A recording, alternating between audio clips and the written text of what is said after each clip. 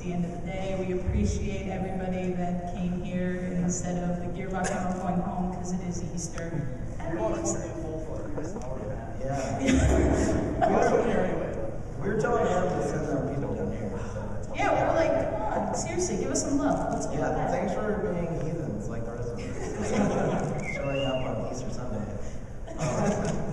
So Zombie Jesus Day. Yeah, why is there no cosplay Zombie Jesus? There's a missed opportunity here, people, and I didn't see anyone on the floor. Bunnies! I'm gonna add a slide to our panel that says talking about religion. Avoid discussing religion in your PR community management roles. So I guess we'll start. Steph is the person who started on this, so I'll let her show, even though the laptop's out. Yes, so trust us, our slides are not very, very fancy. We realize that it's the end and we're trying to just have fun with everybody. Ocean media sucks. Oh my god. So we're mute your mic soon. So yes, like I said, thank you all for coming. One of the reasons why we initially had wanted to do a panel, and something that Colin and myself and Logan had initially started out with, was this is right about the time of ocean marketing. And, oh, I know, right? No one's clapping for them. I know the mayor of Boston is telling you to shut up right now. and it really kind of, got us thinking, we should really talk about the good things that are being done in the community, and honestly, the bad things that we see and really should stop. And this is why we decided to go ahead and have this panel. So I am Stephanie Baird, and I work at PAX Games. I am the community manager for I am the community manager for the Bejeweled franchise, and I will have everybody else introduce themselves. Cool. Oh, and you want me to start with stuff? Well, I was sitting there, but then we all just shuffled, so I think I said you go first. My name is Stone Chin. I'm the senior PR manager at Ubisoft, in charge of the Assassin's Creed franchise. Small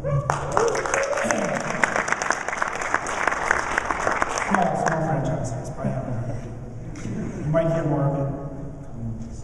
He's here to represent grassroots, so. I'm Colin Moore. I work at Zombie Studios. We just released Blacklight Retribution for the PC. It's a free-to-play shooter, and you should really go download it because it's part of my job. Community PR marketing and Double Awesome. And you can follow Double Awesome on hashtag. Like, it's a hashtag Double Awesome. I'm starting it up. So you heard it here first. You heard it here first. Double Awesome. I'm Elizabeth Toby. I'm the head of community at 2K Games. So for all of you who actually want to be at the Gearbox panel, I'm sorry. Pizza's poison. Yep. I do a little bit of everything for all our titles. So whatever we're working on at the time, so am I.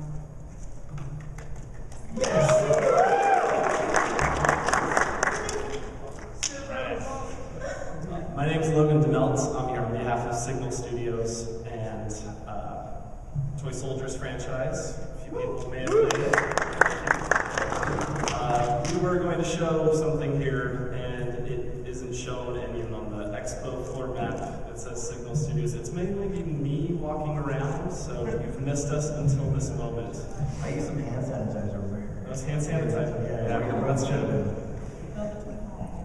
But I'm the community manager and also QA lead, so there you have it. So what I wanted to go ahead and start out with was I wanted to go ahead and ask all of our wonderful panelists, since we're starting with the good side of things, if they could share a really great story about a really great interaction that they've had in their experience with work. So we'll start with Logan then at the end.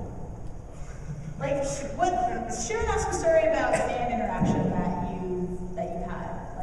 That was just amazing that you could not wait to tell the rest of the studio, and that totally made your day. Okay, so I've also recently come from Uber Entertainment, where I was on Monday Night Combat, and I've had a lot of fun interactions. Yeah. I don't know. I've had a lot of love from PAX, especially fan interaction present at, on the basis that everything we do is interacting with the fans as opposed to E3 where it's, buyers and more corporate environment and media based, where this is where fans and even the media that are here are fans of the games at a very deep level. And that's awesome interaction. But my favorite interaction is probably still having people find me via Twitter at places awkwardly and having really good conversations.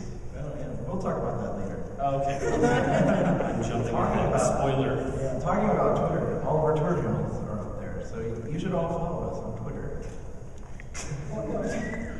But yeah, I mean, fan interaction, really just being able to have a chance to talk with fans and community at any point, really being attentive to your community regardless of what you're doing. It's not exactly actor celebrity inconvenience, like I'm having pancakes and someone says, hey, you worked on that game, and they join you for breakfast. That type of interaction, honestly, there's special stories and there's a lot of them, so it's hard to narrow in on a specific one. Do they make you pay? Because I question your motives. I really like your game, and Buy me breakfast. Nice aspirin. But my breakfast, you can get that right. I've got a cake story, so I'll tell that when it's my turn. Okay, now I know. Now we all want to know. Nice. All right, we'll switch around. So, I actually have like a couple amazing instances of of community. One was when I was a community manager at Rational Games when Rational Games moved from 2K Boston to the Rational Games and launched our website. So we launched a new Twitter account and blew up, had tons of people following us on Twitter. And I try to be as personable as possible on Twitter from our company account at the time. And it was someone's birthday in the office, and we had birthday cake. And I just went on Twitter because I tried to be as personal as possible. I'm like, hey, it's birthday! Like, someone had cake, and I took a picture of it and put it up Twitter on there. And someone replied back, and they're like, what type of flavor is it? I'm like, it's chocolate. And the guy was like, I cannot believe that Irrational Games just messaged me back about what flavor their chocolate cake is. And this person, then he replied back and he kept adding people to the conversation. Because he's just like, he wanted to, yeah, it's like, it pretty much, it just became like, cake, awesome, good, because he kept adding more people to it, because he just was like, I'm dumbfounded that I'm having a conversation back and forth with Irrational Games about cake. One of the other, I have two other stories that are far more personal. One is at the first PAX East in Boston, when I was working at 2K Boston at the time, Irrational Games. We gave away some Sandra Cohen figurines, and we were only giving them to the press and to the staff. And they were a pretty big deal. Ken Levine paid for them out of his pocket. And we were lucky enough for him to give us 5 to give away to people at this panel that we did. And this 13-year-old boy won one of them, and he started to cry. It was one of those moments, and Ken, if any of you ever have the opportunity to meet Ken is super gracious, but he's not a big handshaker, hugger person at all. And even Ken was just like, I think it was like he saw a puppy or something. I mean, it was easily one of the most harmful things. And then even worse personally, I was at Irrational Games, I'm no longer there. And when I lost my job at Irrational Games, I just put on Twitter, I'm no longer at Irrational Games. And as kind of a joke, I made a hashtag of hire Colin.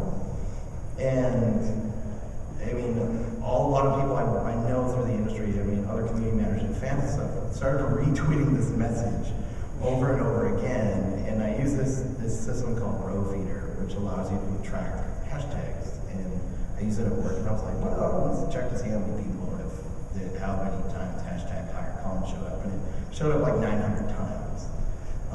And it was really, I got a job shortly after that. And it was really nice to be in a situation where I lost my job and have such support from people I only know through forums and through Twitter and through Facebook and things like that. So. And that's how in 3 steps you can go from making a small child cry to a heartwarming story. Yeah. So that's my story. I really gotta say for my part, I'm gonna tell Bioshock stories too, and for any of you guys who are Bioshock fans, you probably know that brings out the awesome in people in a lot of ways.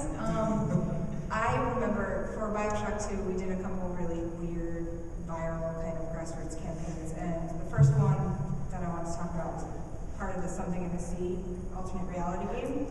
And at Comic-Con, actually, that year, we had put out a little jewelry box that had a code in it that would give you times and a date and coordinates in, I think it was like 7 cities around the world. And basically, people figured out that they had to go to those places, but not why. And it was at sunrise in each place. And I don't know about you, but I don't get up at sunrise. And I don't get up before sunrise so I can be somewhere that I don't know why on a Saturday for something. And I remember it was like midnight New York when it started happening in Australia, and people were like, oh my God. And what we did was we had bottles from Rapture wash up on the shore.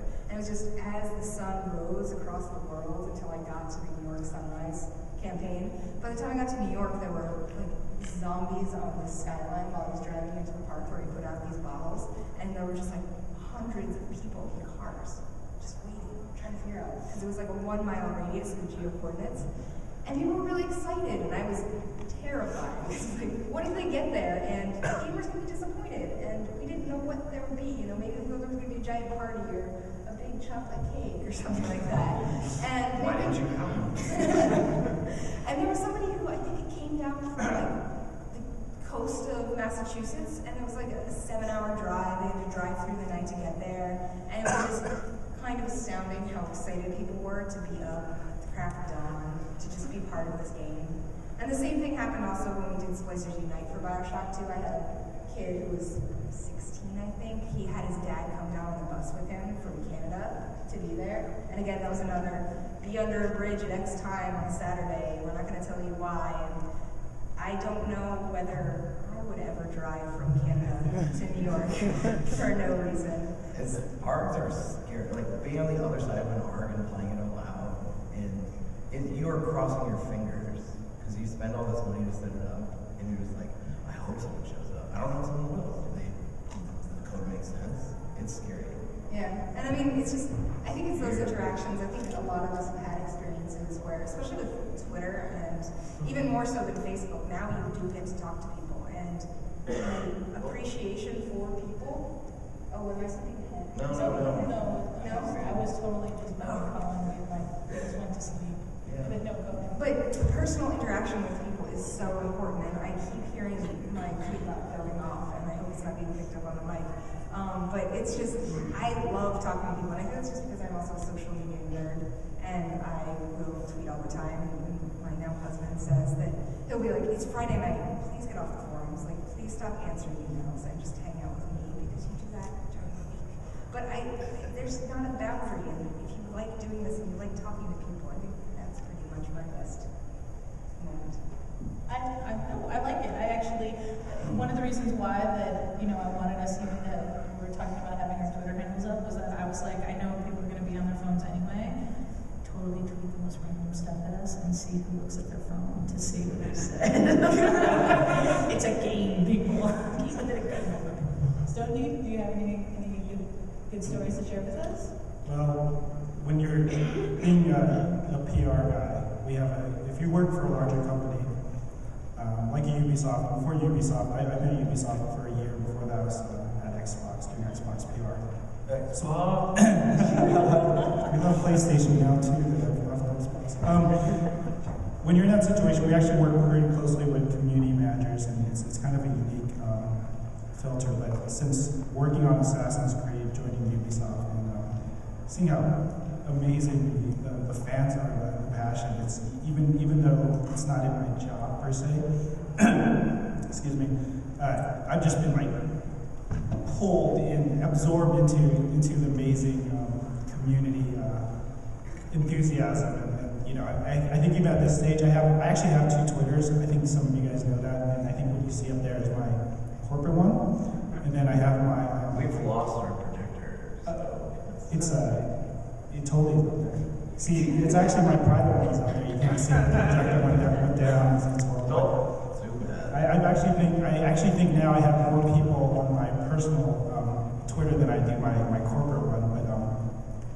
But it's just such an amazing thing to be on a franchise and see how passionate people are. I mean, I went to talk about San Diego Comic-Con. We had a panel. You never know how those go. and everybody comes out in costume, and their enthusiasm is just like overwhelming you. And we kind of have an idea on the PR side what we think is going to pop with people, but when we sing there, we see a video, and suddenly Leonardo would hop on the screen, and suddenly just everybody's like going crazy over Leonardo, and it's like, that's amazing. It's like not what I would have anticipated, so yeah. It makes you feel good to be a part of it. There you go. I'll share a little bit of the things that I've had. I mean, I've had a lot of experience with really cool stuff with like Guitar Hero fans that were really, really dedicated. But what blows me away now is dealing with the Bejeweled fans who are typically, I mean, they're not necessarily what is the quote-unquote hardcore like gamer, like they would never necessarily call themselves that, but I'll get stories of people that tell me, well, thank you so much, we love Bejeweled Blitz.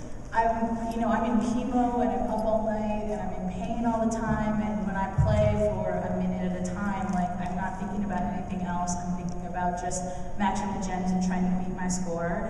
And I'm like, oh my God, people, you're like tugging at my heart every time that you send me these things, because there's a lot. I've had women tell me they play while they were in labor to like distract them, and I'm like, oh my God, like so many, and I'm like, oh my God, like there were a lot of women who played Blitz in labor, like, oh my God, that's amazing to me, and it makes me feel like very honored to be a part of PopCap and representing that. Like a virtual midlife. That's a new mode. You heard it here first. It's coming. Bear down. Bear down. Match that gem. Hypercube opportunity. So I want to also ask the panelists.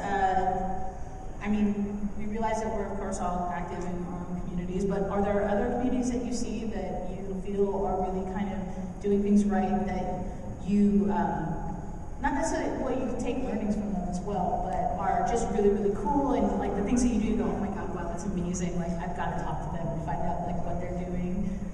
Does anybody have any other communities that they're part of or really, really enjoy?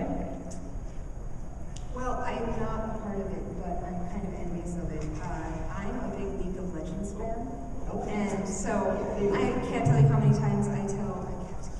Yeah, we're like, oh, it's all right. People, don't be quiet. It's the last panel here. Come on. But I tell my two community managers all the time whenever we're talking about like social strategy or Facebook or anything. I'm like, can't you just do it like League of Legends? And you'll see, I think I am a fan of League of Legends. I try not to be fans of everything on Facebook. It's just like my hair salon, all the games I work on, and League of Legends. And like, or something, But I love what they do, from the pieces they put out that are official, like the people sketching that concept art that they put out those videos, to even just the fan art, to just talking to people all the time. And I know League of Legends has a huge team, and they're awesome. And with any game like that that's online and really interactive and competitive and they're huge, has to be like that, and that's why I'm intimidated to talk there. But I love them, and I find it for something where people can have bad experiences sometimes getting into that game and playing it with such a competitive hardcore community, that a lot of the times they have a lot of different levels of engagement, so you don't have to dive in and just be like in the World of Warcraft form and terrified because you're just starting out. You can ease yourself in, and I really love that a lot. Yeah, that's very true. I know I couldn't even believe the size of lines that they had for people to play like 45 minutes. Like, it was like you're gonna play for 4 minutes and then wait like 3 hours, and you could have possibly done that at home. Like, that's dedication. That is totally we love it. We want to do it here. We're gonna play with people that we've never met. Like, that's amazing. Yeah, last PAX when they were debuting Dominion, I totally hung around on setup night until midnight, and then they were like, trying to test their rigs, and I'm like, if you need another hand, I'm so Their fans are crazy. So my booth is over in the Intel PC section, in the Bring Your Own PC section. We're doing a LOL tournament in the Bring Your Own PC section, but they're testing the projector right next to our booth, and it shined like right in front of it with like the League of Legends Riot logo, and like people started running up into our space. It's like, are you doing a tournament? Is this where I can play? I'd be like, sorry, you can play Blacklight Retribution though. Oh, never mind. Come on, no, please. Yeah, no. But then their booth was on the other side of a retaining barrier, and it was just, I think it was just called Frat there, because it was just, I think they're doing cake stands, all PAX. That's what it sounded like. So, they're... Is there communities that you feel like are really doing? Actually, some of the influences that I looked at community, when I started looking at like site architecture and where I wanted to take the communities that I worked in, I looked at music a lot. I looked at Nine Inch Nails, and I blew my boss's mind at the time when I was working at Rational. I demoed YouTube's website to him, and he was just like, "This." We didn't even, the idea of using music or bands, it just didn't even think about it. And they had like all these like crazy levels of VIP and stuff and like rewards and all these things of like, this is amazing. Like, why is no one else doing this? I'm like, we're really gonna try to do it now because I'm gonna steal all these ideas. So music is where I actually got a lot of ideas. And then like I've been on NeoCaf for longer than I would like to say, and watching that grow into pretty much almost an instantaneous worldwide news organization, whereas like there could be a press conference in Japan that 3 people are at, and it's on NeoCaf in 5 minutes. Like it's amazing to watch it and have like watch the server go down during E3. And watch leaks happen. So it's that's another community that I like seeing the interaction in that community a lot of times. It's interesting to watch how people react in that community. So. Well, I'm going to move on to the next question. I'm sorry. No, it's okay.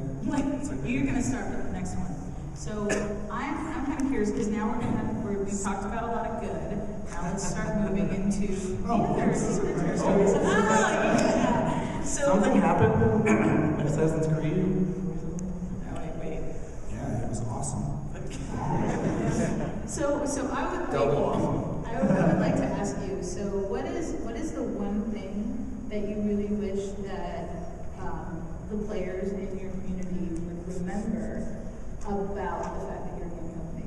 Like about your job, about your role. Like what is that one thing? Like for me, I wish it was patience. What is the one thing that you see all the time that you just wish that they would remember? It's I don't know. I actually have a different perspective. Whenever I key in on the Assassin's Creed fans and community, I feel a little bit like I'm not adequate. I feel like I should be asking them. What can we work on? They're an amazing community. I've worked with, in my previous position at Xbox, I worked with a number of publishers. That was my job as a third-party PR manager. So I got a good view of all the different fans, whether they be Call of Duty fans, we looked at Mass Effect fans, and of course we had our own Halo guys. And what I appreciate about the Assassin's Creed guys is they're all passionate and they have interesting, unique ways in which they express themselves. It's pretty fantastic. I think that I think they work pretty well with us. They're incredibly supportive. They're incredibly protective. Which I guess, yeah. Please don't stab anybody. That's what it is. Assassin's Creed fans, please don't stab anybody. We know you want to. It's fun. So, Colin, what about you? I had something in my head. Let's go to the next person. I can't think of what else. I think it goes in with patience, but also I always see people are so passionate about games that when there's something that's going on that they really want information about, they want it all now, or they want solutions immediately, when sometimes that's not feasible. And for me, the thing I always want is to make sure that it's fully done and that you're telling the truth before you say something. So even if you're like, I would love to give you this answer today, but I want to make sure that clears QA, so it's going to have to wait 2 days. That one's always tough because people are disappointed and want to have more information, and you don't want to keep saying the same thing. You're saying soon or wait. Soon is the worst word in the world. Like if you work in community, you use the word soon. you should just try and figure something else out. And I mean, you know, just even if you use a thesaurus for another word than soup, don't do it. Because people just want to know, and it's their games, and especially if there's an issue with a new game. The difference between a day and a week is huge. And I know that because I play games all the time. So I think that's one of those things that it's like, we want to tell the full details. We want to make sure that we know them. And a lot of the times there are a lot of people you have to go through. You know, you have to go through either the publisher, the developer, the QA team, and to make sure all those things are synced and correct takes time. And I wish there was some magical time machine to make it go faster, because a lot of the times I think it's pretty agonizing for gamers. Oh yeah, I say patience mainly because I get harassed every time that I post anything about Visual Blitz on iOS. It's like, when's the Android coming? Don't you know more people have Android? I'm like, oh my god, I know, I swear we're working on it. Oh, don't. I still get people ask about the BlackBerry. I'm like, dude, that's so long. Android, I swear, we're working on it. I'm like, I promise you, if I had details, I would share them. I promise I would. We get asked about Linux sometimes, and it breaks my heart. Breaks my heart. You're like, that's right, hold strong. So what about, well, what about you looking at? Yeah, we're on the bad section and saying soon. I've been saying soon for Toy Soldiers DLC for about 5 months now. Because information, you know, it's not just patience from the fan, but patience for the whole process. Because even when information gets cleared and things are supposed to happen accordingly, I'm just curious, how many people here actually want to be in community management and are coming here? Run away! Yes. With that, I mean, soon sometimes is the best you can answer, and you end up being the shield for the biggest lack of patience ever. And trust me, it's your fault. Nothing else in the process is broken. Nothing else fails. It's your personal responsibility to let everybody know, I am sorry, we'll get that to you as soon as possible. Just being able to release trailers recently, I still have to follow it up with soon. So I'll work on that one. It's good. Trailer after trailer. I know we've got trailers, but I mean, yeah, it's frustrating. It's difficult. Well, I think that's the thing too, is I think that sometimes like being able to share that frustration and kind of let them remind like fans and everybody know that like, hey, it can be frustrating for us too, because we want to share that because we want everybody to know about it, because it's important. And like, yeah, of course, we're excited about the content too. We know that you're excited. We want to tell you, but we can't yet. If not for either a strategy that's going on with when it's going to be announced or when it's actually going to be finished, like that can be. So yeah, I would say that probably that shareable frustration in a positive way. Yeah, we're all frustrated. It's definitely, frustration comes with the job, not because you have knowledge and you have this power you can hold back from your community, but more there's no way to get that information to them because it is your job to, you know, throttle that information at the right time because of other factors. And I do think that sometimes we live in a black box industry. Like, I always say, you know, video games are so taken so seriously, but at the same time, you know, my sister's in the financial industry, and sometimes I'm like, I'm so glad I'm in video games, and the weight of the world is not actually on me.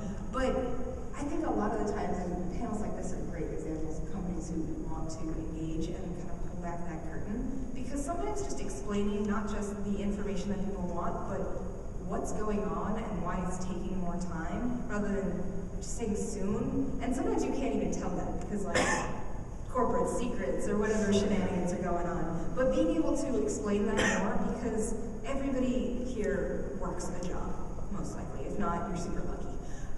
And you have your own structure and you have your own way of doing things, and you know for whatever job you do or whatever, you know, if you're a programmer or whatever, there's just a chain of command you have to follow in the process. So we all have those frustrations. It's just a fact of life. So just being able to explain that and share it, because while I don't understand, you know, when I'm looking for a website to be made, I'm like, well, why isn't it done? It's like, well, it still takes time. And it's the same thing no matter what industry you're in or whatever field you're in. Well, I know I'm probably want to share it. Did you totally forget? You totally forgot. I was just going to mention, I think that, like, we talk about patience. I think the thing that, I don't want this to sound really bad. I think the other thing that means love it's fans. really I know. Like, I don't mean to be racist, but You're a racist. Is fans want their information, they want something fairly rapidly, and I think going from like a big game developer to a small game developer is something that they don't think about a lot is money. And they're like, I want the game to be out now. It's like, we would like that as well, but we're waiting for a milestone payment. Or it's like, why aren't you at PAX? Well, because we're broke. So like things like that, like you can't, I can't tell that to someone on the forum and be like, hey, when's the patch coming out? Be like, when we get paid. That's when the patch is coming out. So, I mean, those type of things, I can't be that brutally honest. We have to say things like soon. Even in bigger companies, it goes through so many different stages of like approvals. Is it part of the messaging? All these other things. And I think all of us, there's sometimes where you just want to be like rage honesty on the forums and just be like, I'm going to tell you how it is right now. This is what's going on. It's not going to come out for another 3 weeks because some tester didn't find something. But we can't do that. We have to be very gracious. We have to be friendly to all parties who are involved, and depending on the company, it can be 3, 4, 5, 6 different groups that are involved. Something as easy as saying the patch is coming out on the 13th. Like something like that could involve. I mean, especially if you're working with like you have Sony involved, and they're going to put on the PlayStation blog, and Microsoft is going to post it on Thursday, or it's like arcade. Like it turns into a nightmare of logistics and stuff. So it gets really frustrating and takes a lot of patience. You know, actually, if I can chime in, I will say, being a PR guy who works with some amazing community managers, you guys do have incredible patience. You guys have no idea. Most of the time, these guys want to rip out a message and talk to you guys. And I will say, a good 98% of the time, it's the PR guys that hold them back. So, the 2%, that's me, so I don't hold them back, just so you're clear. So throw your torches at the other PR guys. No, seriously, these guys, being outside the circle and seeing how passionate these guys are about community and having to tell them, hold up, we gotta knock this into place. Not always a fun situation. Lots of sneers and growling. So. Well, the other side of that too, I want to say that, I mean, we work really closely with PR, and that's one of those things that PR is not a bad word. You don't have to hate them. And I mean, I always want to say, you know, whether it's QA or the devs, I feel very protective of those people, and I feel protective of PR too, because there is a plan in place, and if it's, you know, a well-working machine, which generally it is, but like every family, we have our fights, you know, it's fine. But if you work closely together, hopefully you can make that plan that there is less frustration. But for the PR guys, I mean, there are millions of moving pieces there, and you think, you know, oh, Game Informer cover, sweet. You don't know how many months of work that takes. And I don't know on that side, it's just a different skill set. I don't know that I would ever have the patience to do that. It's easier not having a heart or soul. the robot parts were totally installed like years I ago. don't like talking about my robot parts. I didn't mean for it secret. Well, leading into that, I want to ask everybody. So we discussed that it does. I mean, frustration abounds. It happens. So what is the way that you keep yourself calm, cool, and collected when you have to deal with these kinds of things? Like, it's more of like tips. Like, what can we tell other people that, like, hey, we're people too. We get frustrated. What do you do to calm yourself though before you go out into the field? I'm gonna ask you, Stone, first. You mean from what I do to keep calm? Like if you're just a terrible situation. I'm kind of curious. This is mainly for my curiosity and to give everybody a behind the scenes of like, this is what happens when we're frustrated and we have to deal with delays or things like that. Like, is it drinking? It is not drinking. I discourage that as your solution for stress and frustration. So to give some background, one thing I had to manage early on was 9/11 crisis communication. So that's kind of shaped my career and my perspective when working in something like the video game industry, where we're not So at the end of the day, it's just taking a step back and keeping perspective. I think that's true on either side of the story. If you're a fan waiting for a game, because there are definitely games I can't wait to see released, or if you're on the other side of the business where you're creating and publishing those games. It's we're gonna get riled up, but at the end of the day, keep perspective. I think it's a reminder that we can get over this. We can do it together. I was always told it's like holding hands. I was always told it's playing around the campfire. I love it. We always say it's PR, not ER. So very true. It's actually really good. I've learned them. Keep perspective and eat a donut. Yeah, if you haven't followed his feed, seriously, there's Donut Friday. It's a thing, people. It's a real thing. It's a Follow face. I work across the street from our office. It's right there quite often. But a lot of the way I do it is I just try to do positive distraction. If there's bad news, I'll do something that is fun. One of the things I try to push was doing much more just personal type things. So, when I was at Original, we had nothing absolutely to talk about Bioshock game, and it wasn't announced at that point. E3 was happening, and it was like, yay, we can't talk about anything. So I did top summer jams for blog post on our website, and just I was like, whatever. And it actually got more conversation than some of our other blog posts because people were like, I love LL Cool J and things like that. It was fun. It made us seem more human and more friendly, and it spawned conversations it moved conversations away from why didn't you announce your game at E3? I hate you guys. To oh, this song is awesome, or this and that. Just positive, trying to move the conversations away from something and just have it be more personal and friendly. Just kind of exciting. I feel like they're almost two separate issues. The turning it around for the community is, again, I always say I wouldn't keep doing this if I didn't believe in it and also believe in who I work for. So usually there's always a way that even if there's a bad thing or a difficulty of turning it around, so even if it's rough then it's going to be better down the line, which is something that will keep anyone going. Because if you just worked for something or worked on a project you didn't like or a company you didn't like or something, that would just be soul-sucking. So for me, that's why I always say that I feel always super lucky because I love the people I work with and I love my employees and not just people sitting there. And so it's great because it actually is a family to me. I moved across the country for my job, so I really didn't know anyone but 2K games for a while. So that helps a lot. And personally, for me, I do things like go running or play League of Legends to let off steam, or I actually do have a place that I post on the internet where I can be a jerk sometimes. Anonymous. Well, I'm not anonymous anymore, unfortunately, but I can be more of a jerk there. And so, if you ever want to just go be a jerk and be like, I just want to talk smack with people, I can go there.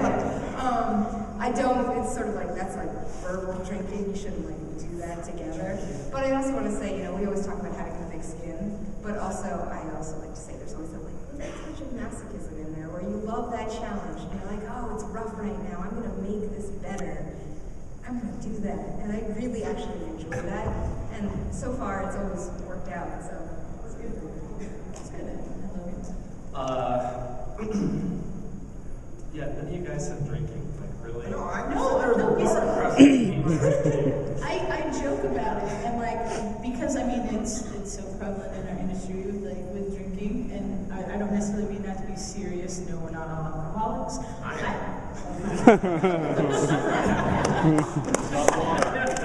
He's not a quitter, ladies and gentlemen. Yeah. So with community, especially say at an event, how many of you guys went out to parties while you were at PAX? And for how many is that a bigger highlight sometimes than the show? Being able to interact with the devs in a social environment, the community in a social environment, where it's not just walking up in a controller and hi, the handshake, really the depth of community, there really isn't the end of the day because around the world, that's where we get a little more frustrated. too, especially like myself. You have fans around the world, and with that instantaneous response time, it's like you have no time to be frustrated sometimes. You run into this really odd scenario where, you know, I'm also in QA, so as they've been saying, you know, as we're waiting for a test, I'm waiting on myself a lot of the times. that helps pull away a lot of my time, and it's You're busy, so it keeps you busy. I yell before these cuts, and like, I kind of feel bad for the people that are around me, because I'll just say something, and then they just kind of expect it. But it's just one of those natural reactions, and that's what happens when you work in this field, is that you do have your natural, what I call the internet reaction, where it's like I cross-stitch, and I was reading somebody posted on Tumblr, it was like, I think cross-stitch is so crappy, and my first thought was like, your face is crappy, like, because that's the first thing that caught my thought. That's not what you post, though. That's not what you post, that's not what you respond, but that's like just your first thought, and you have to remember, okay, like sometimes you just spit that out to your coworkers, it feels good to have that moment to vent, and then you just go back, and okay, I'm back, and I'm going to go ahead and write nice things, and never say anything mean, but it's like you remember it, it's there. You're like, oh my god, and it just kind of spits out. And I feel bad for the coworker sometimes because I'll just yell something, and they'll be like, oh my god, is something wrong? I'm like, no, I just read something that angered me for a second. I'm okay, composed. Let's do this. When I broke 1,000 followers on Twitter, like I was like, I should really stop tweeting about some of those things because that could come off really bad. I was like, it's more than my mom and my sister, like Steph following me now on Twitter. It's like there's press and like my boss's boss is following me on Twitter. I probably shouldn't say this game is awful. It's like our competition or something. That's why, you know, I mean, a good release, I think, especially for community managers, honestly, is just to be able to talk to each other because it ends up being a big family. Like, until this convention, I've never met Elizabeth and I've never met Stone, and we were going to do a panel together. But I feel like I can relate to their life a lot. I can't tell you how many people, especially with Twitter, that it took until, I mean, I had never met you. Yeah. We were really close. We worked together for a while, and they assumed we knew each other, but we met each other 5 minutes ago, face to face, which is awesome. During, like, in the middle of this panel, there's a wall. and I always talk about, you know, like I'll see people at the conventions and I'll give them hugs and stuff, and they're like, oh, you know that guy from Microsoft or whatever, and I'm like, oh yeah, we're Twitter friends. Twitter is amazing. So actually, it's funny. So, like last PAX East, so I had to escort Kevin Van Brown and stuff. He was on a panel with Gamers with Jobs, and so like James from Insomniac and a couple other people, like Larry was there, and Ken's done an interview with Larry like over the phone, but never physically met him and didn't know what he looked like. And I had like 4 or 5 people, and these are people with like a lot of followers, and Ken is kind of a big deal, and there's like, can you introduce me to Ken? I'm like, yeah, sure. And I'm like, Ken, this is so-and-so from here, this is so-and-so from here, this is so-and-so from here, and this is so-and-so from here. And like, I know all these people through Twitter and stuff, and Ken like pulls me aside later, and he's like, do you get shots for that? So you have like a community manager STD or something? You are a whore. No, everybody. And then he puts like a bunch of like Purell on my hands. But yeah, that was a kind of funny moment. And a lot of those people I see like once or twice a year. Like I see them at E3 and like it's a high five. Like I'm gonna go give Armin a hug later because I see him in the audience, and then it's like gonna be my 3 times a year to see Armin. So like it's weird. Logan was talking about it. I mean, all of us are actually friends through Twitter and stuff like that. It's fun to see people face to face and tell jokes back and forth. Twitter and other social media managers. It's fun. So frustration came down to drinking and pouring now. Yeah. So I'm a single man. Oh, that's right. Yeah. Well, there's not too many ladies. We need more ladies. Yeah, we need more ladies in here. To do your stuff. I know that's bad. I know. We were gonna try to find you guys. Oh, That's harsh. That is harsh. All right, so I wanted to go ahead and move into more of what I call the keeping it real goes bad. Keeping it real goes wrong. So this is mainly going to be focused kind of a little bit on Colin and Logan here, because So Logan had done, so I want you to start, because this is talking about Metacritic, and a situation that kind of popped up with that, and I want you to share what you had done, and then Colin, who was like going on to Twitter and talking about it, which then eventually turned into a news article, and I'm like, oh. This shows you like the awesomeness and also the disaster of Twitter in a way. It's Twitter and Facebook, because I got another hash in it from another community manager that may or may not be in the room. Yeah, so please, give the short version. So around Summer of Arcade for Xbox this past season, it started where a lot of the games for downloadable content in the space started getting spammed by these fake user accounts. It was a zero slam epidemic, if you will. It may not seem like a big epidemic, but when you have, for a smaller XBLA title, if you have 30 really passionate fans that wrote reviews ranging from 0 to 10, and they voiced and written their review and have a legitimate Metacritic account, it means a lot to see that. And that's your fan feedback. You have your critic feedback, but really your fan feedback, they range very closely, and there's a lot of weight on Metacritic across for some reason. So fake users started spamming zeros, and it was coming within an hour, and they came in waves, and it affected a lot of scores. And I passionately thought it was a great idea to rally the people that love the game, that consistently talk about it, to write reviews by offering them incentive to write a review, good or bad, right? Just get feedback, because how often do you play a game and it's really a zero besides Shaq Fu? So I really just wanted to give the fans a reason, if they've never written a review, to write a review. And it's like if you were offered a T-shirt to write about a game that you like, all of a sudden there's a little more investment to do it, where give a code so you can give it to your friends so you can play co-op. And it didn't get looked at in the right light by a lot of people that may or may not have published our title too. So that's where I come in, is I see this tweet from Logan, and my brain instantly translated as payola.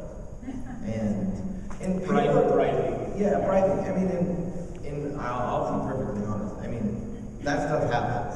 I mean, it happens. And we have swag here, so I mean, that's what happens. So what he's saying is, thank you for sticking around. Yeah. We have swag here. Yes.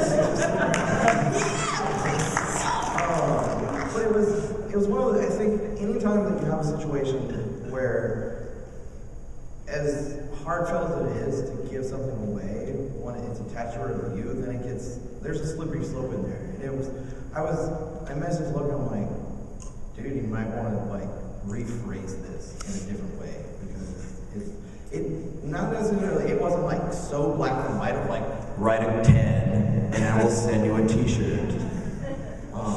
But it was just how it was worded. And I was like, dude, you might want to rephrase this, because it could be viewed in a certain way and be misconstrued. And so we actually had a back and forth, public back and forth on Twitter. And Patrick Kleppen follows me on Twitter. And so Patrick is watching this back and forth. And then the next day there's a story on Giant Bomb. Giant Bomb contacted Microsoft. Microsoft contacted my studio, Signal. I was in Mexico, by the way, on vacation while most of this was going down. And yeah, in a matter of 2 hours of going to, I was in Cabo, right? Excellent place to have a problem. So I'll just post this up and a couple tweets, and I have no reception now. This is great. I get back, I've got frantic texts, emails, posts on Twitter after having a little conversation. I'm like, no, it's fine. Facebook is blown up, and that's the sort of impact that can happen instantaneously with news articles. And it's a matter, it can happen with one tweet, phrased slightly where it can look bad. I apologize for phrasing things incorrectly, because really, it's that passion and wanting to have fans just interact and I didn't mean to bribe, but we are bribing with swag. Yeah, we're bribing with I mean, you swag. showed up for that. And it was, and I was talking with Logan about it afterwards and stuff. I mean, Logan and I, we go drinking in Seattle all the time and stuff. And we're good friends, and I wasn't trying to bash Logan at all for what he was doing. It was just, literally, it was just like, I was like, the way I read it, it was just like, it's in that gray area. You might want to shade that a little bit more black or a little bit more white right now. And it's one of those things where you write something so quickly of just being like, oh yeah, this should be fine. And then an hour later, you're being yelled at in a closed room by someone because you use like a different like verb or something that is phrased in a different way. And it can get really scary really quick. It's just how quickly news can spread now. We were talking on Twitter. Yeah, we were talking on Twitter. And at that girl, by the way, down there also yelled at me on Facebook repeatedly. Yeah. She's thorough. I'm not white. So the moral of this story is that the DM is really important. Yeah. I always say Twitter is the fastest way for everyone to shoot themselves in the foot. Yeah. And I mean, when I talk to people about it, anyone saying anything, and I feel like this goes out of date. This is just common sense, especially with how life is ending up on the internet. I mean, we see it on the news all the time. Everything people think things are private and they aren't, and they're taken the wrong way. And at least in the guise of gaming, when I see someone wanting to say anything, I'm like, well, how would you feel if you put it on the front page of Kotaku? If you care, just be careful. While you're on vacation. Yeah, vacation. That's terrible. I totally been on vacation when something bad happened. While you're on the floor. I was in Jamaica at the time, but same difference. It happens. Bullets travel far. Yeah. I mean, there was a recent instance of pretty much bad Twitter, like with the CEO of OMG Pop. Oh, yes. Where he just trashed the crap out of the guy who decided not to follow them to Zanga. And he just pretty much, he's like, he's the worst employee we had. Good riddance. It was like, wow.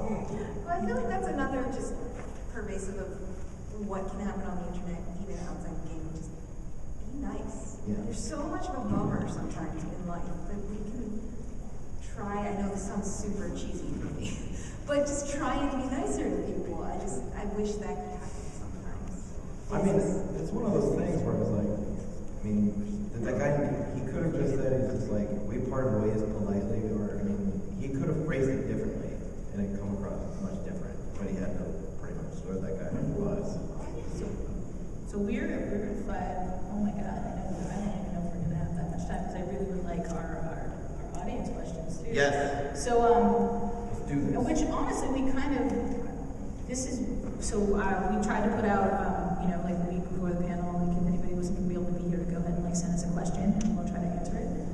So this is one that we got from Cade, who actually Cade is also the community manager for Sony. He's a really awesome guy. And I honestly think that you guys kind of answered this question. Well, then we can skip it. We've already had. I mean, it's that balance. It's that balance of like, one, you have to be sure that you're dressing really nicely. You also have to remember that, I mean, there is a power that we wield in a way, and when we're dealing with the community where they can like definitely band together, we want to get them happy and involved and everything else, but it can turn so ugly so fast, and absolutely remember that. And it's always being respectful. I think that's another really big one. How do we get super users engaged without alienating the rest of your community members? Actually, you two probably. Actually, the three of you. You guys can Well, Stone hasn't talked in a while. Yeah, Stone should answer this question. What's down there? What's going on down there? I do, because you know that you have like regular fans, and then you have people that are dressing up and doing stuff for you. Right. So how do you feel like do you do anything special to try to make sure that everybody feels included? I think it's it's kind of tailoring just your outreach to different people. I think that you want to make sure that those guys who've been your fans since Assassin's Creed 1 and collected all the flags and collectibles in every single game and are dressed up as your multiplayer characters are treated well and spoken to, and given some privileges. But yeah, on the other hand, especially with something like Assassin's Creed 3, where we want to grow our audience, you know, we're doing things a little bit differently too. I think from a PR and marketing perspective, I think it's just really being smart about who you're reaching out to.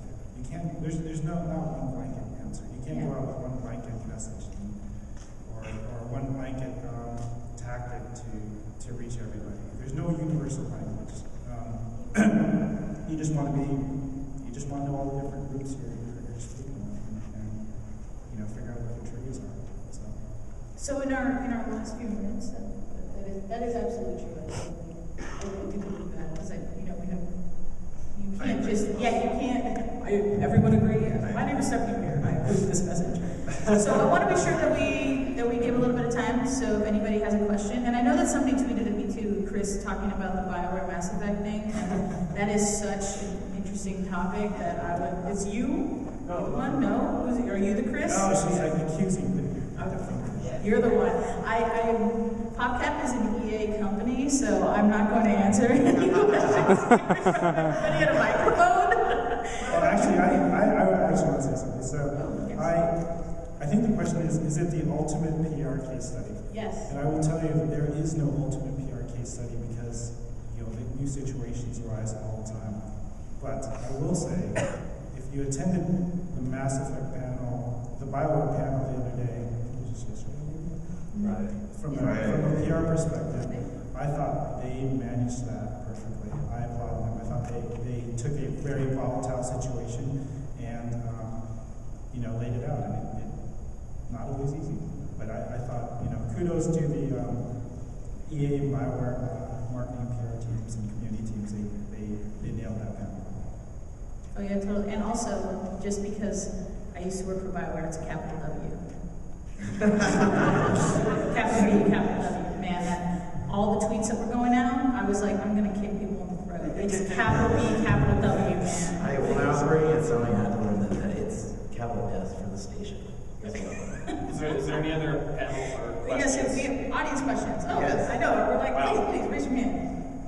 There are two sort of significant experiments, at least seem to be significant experiments coming up in the way of community management.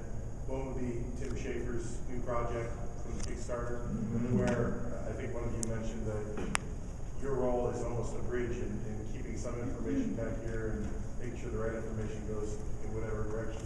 That seems to be an exercise in blowing that ball away to some degree. And the second one seems to be with the strategy that Guild Wars released a few weeks ago in the way that they would not only handle their own internal forums, but the way they would handle their partnership with any site affiliated with them in the way that people could express themselves. I was just really interested if you had thoughts on either of those two examples, as whether you looked at them as exciting new ways to look at things, or potentially dangerous, or where they sort of felt in your eyes. I'll do the first one, and it kind of just tells on. I want to talk about Tim. We all want to talk about it. You know, honestly, this is what Stone just said, that there's no good PR like case study. As we will see it as you see it, honestly. If it works, it works. If it doesn't, it could be ugly. You know, I mean, as much fan exposure as they're willing to give out to the process, as much as we're here to kind of show you guys a darker side of community that can go bad, like, we will learn, honestly, at the same speed. Yeah, and one reason, like, well, I mentioned that, you know, we talked about, like, being the bridge. Like, one reason that we kind of do that anyway is because there's so much stuff that's out there that it's really, really hard for, the main development team, honestly. Like, they'll see maybe some big articles or maybe a few things in the forums, but it could just be, man, your game sucks, we hate you. And you're like, oh, well, that's not constructive. Like, why do you hate us? You need to tell us. And it's like, it's our job to help kind of get in there, figure out what's going on, ask the right questions, and then bring that information back. Hey, you know why that guy said we suck? It's because he really didn't like the way that we handled X, Y, and Z. Oh, okay, well, maybe that's, hell, let's go ahead and let's talk about that more. So I think that, like, no matter what, there's always going to be a little bit of that bridge. Like, even if there is that more direct feedback from the fans, there still needs to be somebody, like, culling through all of that, because no one has the time to look through, like, you know, thousands. That's what we do. This is why we drink That's why we're always on our phones. So wait, I know there were more questions. I know I wanted to like. I was gonna chime in about Tim real quick. We know you love him. On his Twitter feed. I'll tell a I funny want to thing. answer this lady's question here in the front. Oh, yeah. This is for you, Seth. I was wondering, how do you build a community around a game that doesn't necessarily facilitate community, such as visual as a one-player game? So, like, if you have community engagement with people who already love your game, how do you build that?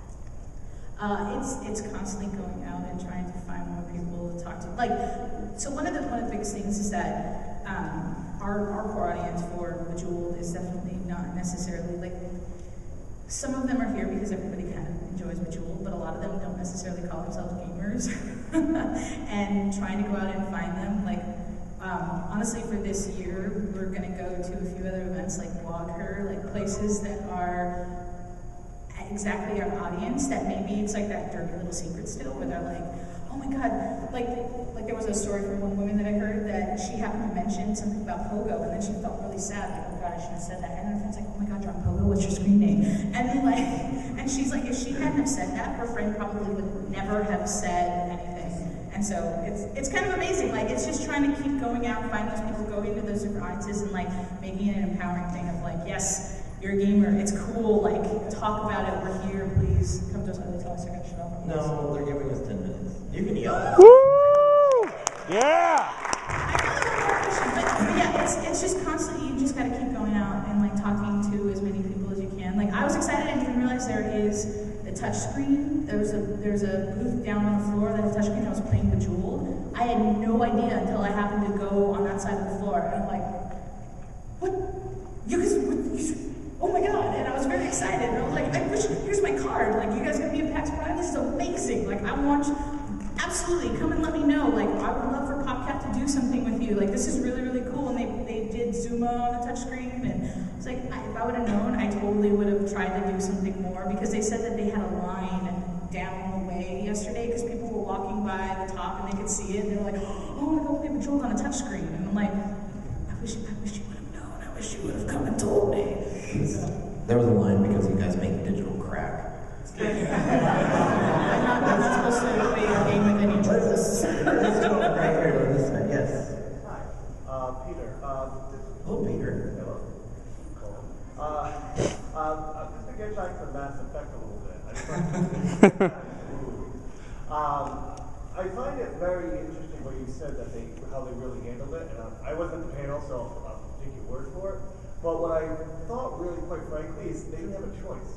I thought the community really pushed them in a corner where they really didn't have much else of a choice, but in essence, give them on a silver platter what they wanted, which they more or less very PR, very nonchalantly said they were going to do. And I just want to get your opinion on that about how community can mobilize and actually push in one direction. And very quickly on a very totally separate topic. I run a news community site, and gotten pretty large, and people keep saying, oh, you should go to the next level with it. And I have no idea what to do.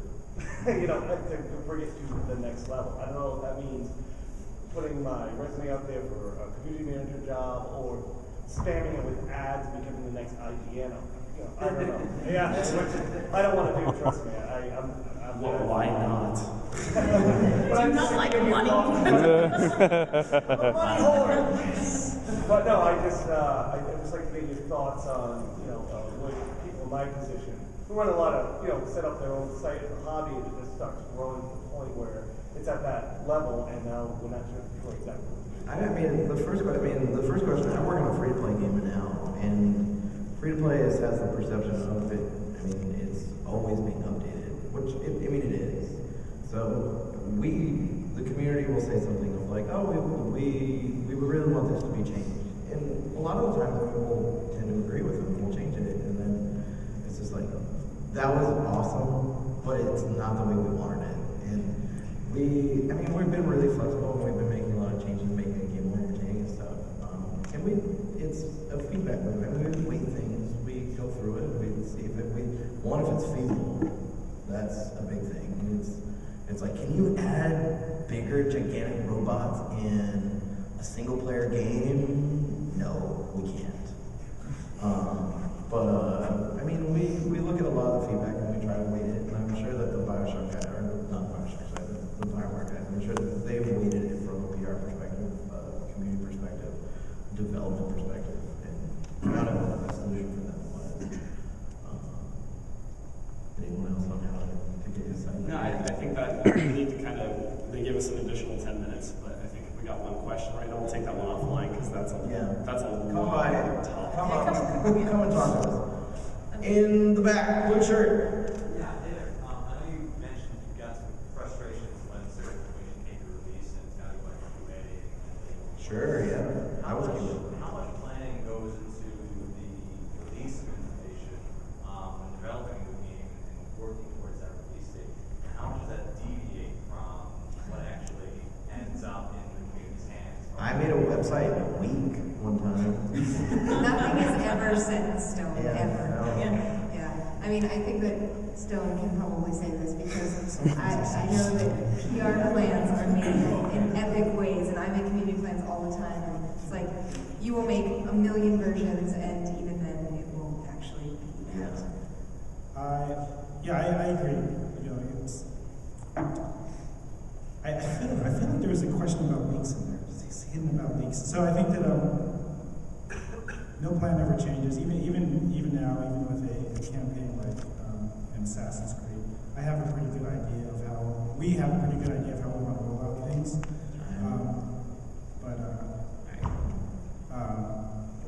It's. But then you have to adapt because Yeah, if something does leak Actually, or you know, happen, it's- you're like, okay, let's change this a little bit. Yeah, but I think in the scope of things, it doesn't actually. You know, it's going to sound crazy, but leaks don't change things that much. You know, it's and you know, and believe it or not, 95% of the time. Okay, maybe 85. Okay, 75% of the time.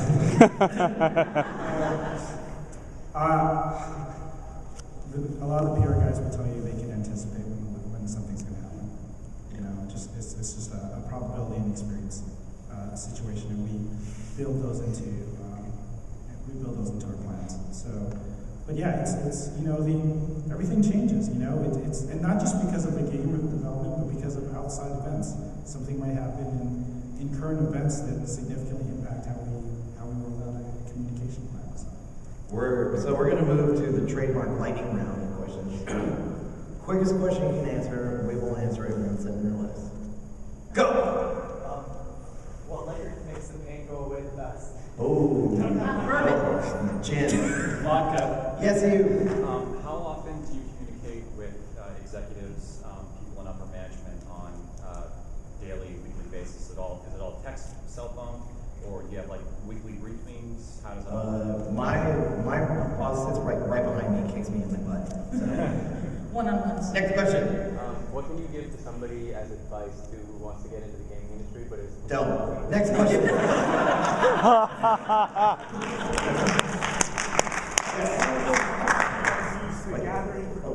What tools or methods do you guys use to gather information from the communities?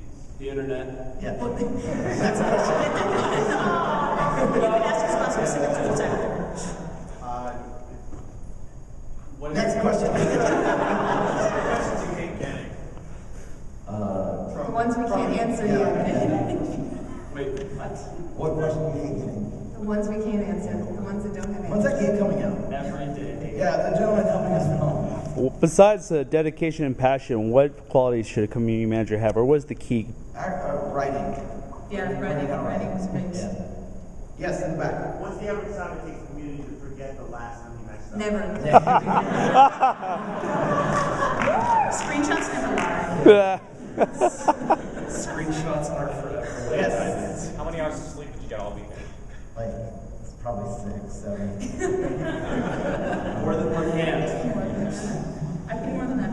I think I was good this time. Get any of this, anything you want. We're doing lightning around here, so ask anything. PAX East or PAX Prime? Scout's like my mom. Scout's my dog. I'll show you a picture on the phone if you want to see it. Come on up. Capcom and Ubisoft have both released games with Revelations in the title. One did a little worse than the other in spelling it. Can any of you spell Revelations? Not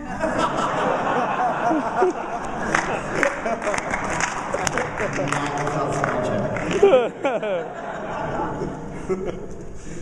No one's actually going to do that because now we're all terrified. remember how much sleep it's key, right? Source.com. Yes, it is. Do you guys obsessively proof stuff before you go out? You just like send it out? Because I'm obsessive. No, you'll always do something up. Yeah, you'd be surprised. Actually, we're giving away cards, and it has my company's Twitter account on it. So. And you wake up with night terrors, actually. Yeah. I tweeted something out this weekend about XCOM, and I left out the C. Yes.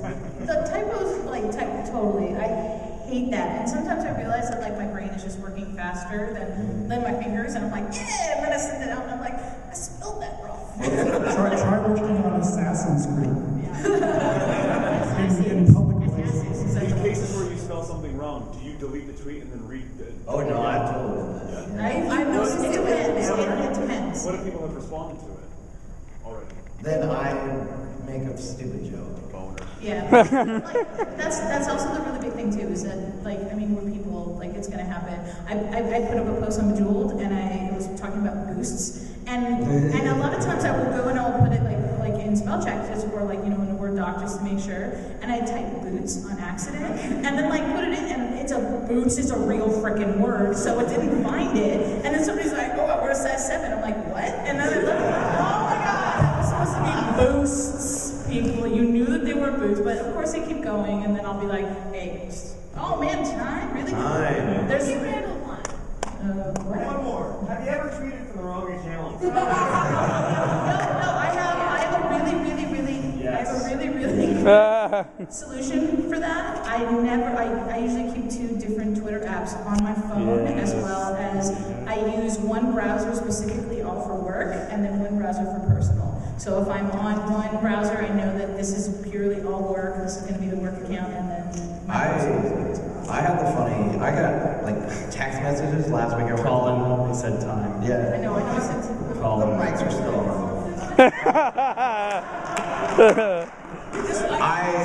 I worked at Emerald City Comic Con last weekend and took a picture of our booth at Zombie, and I just went to my Twitter account.